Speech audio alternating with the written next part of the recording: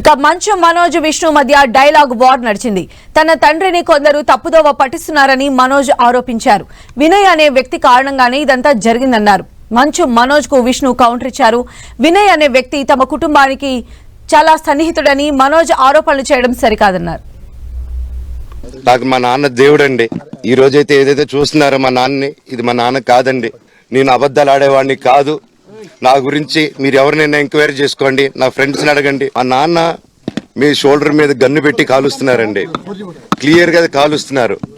ఆయన నేను పనులు చేసుకుంటూ అన్ని రకరకాలుగా ఉన్నప్పుడు ఆయన బ్రెయిన్ వాష్ చేసుకొని నా వ్యక్తిగత జీవితంలో బయట పెట్టి నన్ను, నా వ్యక్తిగత జీవితం తప్ప అది కూడా నేనేం తప్పు చేయలేదండి.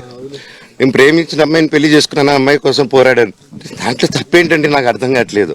ఇలా మాట్లాడాల్సిన వస్తుంది, ఇలాంటి సిచ్యువేషన్ నా ఫ్యామిలీకి వస్తుందని ఎప్పుడు ఊహించలేదు. మా నాన్న ఏమైనా తప్పు చేస్తుంటే ఆయన చేసింది ఒకే ఒక తప్పు, మమ్మల్ని అందరినీ విపరీతంగా ప్రేమించడం. ప్రతి ఒక్కరికి అది తెలుసు. ఇండస్ట్రీలో ఉన్న మా కుటుంబం, ఫిల్మ్ ఇండస్ట్రీ మా కుటుంబం, మా ఇండస్ట్రీ వరకు వాళ్ళందరికీ తెలుసు. మా నాన్న చేసిన తప్పు ఏదైనా ఉంటే మమ్మల్ని అందరినీ విపరీతంగా ప్రేమించడం. ఈరోజు వచ్చి 10 మందికి నిలబడినప్పుడు నేను చెడ్డోడిని అయిపోయాను. ఎక్కడ సైన్ పెట్టమంటే పెట్టాను, రమ్మంటే వచ్చాను, పొమ్మంటే పోయాను. ఎన్ని సినిమాలు చేయమంటే అన్ని సినిమాలు చేశాను.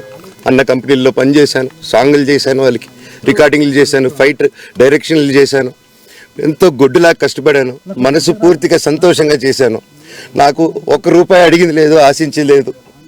నేను దానికోసం నాకు కావాలి, నేను పనిచేసిన దానికి కూడా నేను అడగట్లేదు. ఒకటే అడుగుతున్నాను, మీకు నిజం తెలియాలి.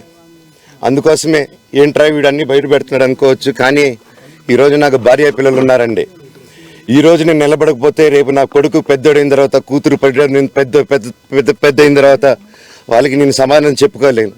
ఇప్పుడు నాన్నగారికి పలానా వ్యక్తి ఇంట్లో ఉండడం ఇష్టం లేదు, నా ఇల్లు ఇది వద్దు అన్నప్పుడు ఆ మాటకి గౌరవం ఇవ్వాలి, తండ్రికి గౌరవం ఇవ్వాలి.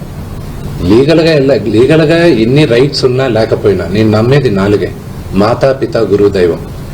ఈ 4 గాని మనం మర్చిపోయామంటే మనకి జంతువులకి డిఫరెన్స్ లేదు. తల్లిదండ్రులని రెస్పెక్ట్ చేయని వాళ్ళు ఏ రోజు దేవుడు కరెక్ట్ గా చూడరు. మీ నాన్నగారు అమ్మగారు ఒకరే ఉన్నారు, మీ అన్నయ్య ఏమో దుబాయ్కి షిఫ్ట్ అయిపోయాడు ఫ్యామిలీతో. మీ వైఫ్ ప్రెగ్నెంట్ గా ఉంది, తనకి తల్లిదండ్రులు లేరు. తనకి ఇప్పుడు మీ అమ్మ అవసరం ఉంది, పెద్దోళ్ళు అవసరం ఉంది. నువ్వు అక్కడే ఎలా చూసుకుంటావు అంటే, నాకు ఆ రోజు మా భార్య కూడా ఒకసారి వాళ్ళు అన్ని చెప్తున్నారు కదా, ఎందుకంటే ఒకసారి వినండి అంటే, సరేమ్మా నీకోసం వస్తాను అని చెప్పి మళ్ళీ తిరిగి రావడం జరిగింది.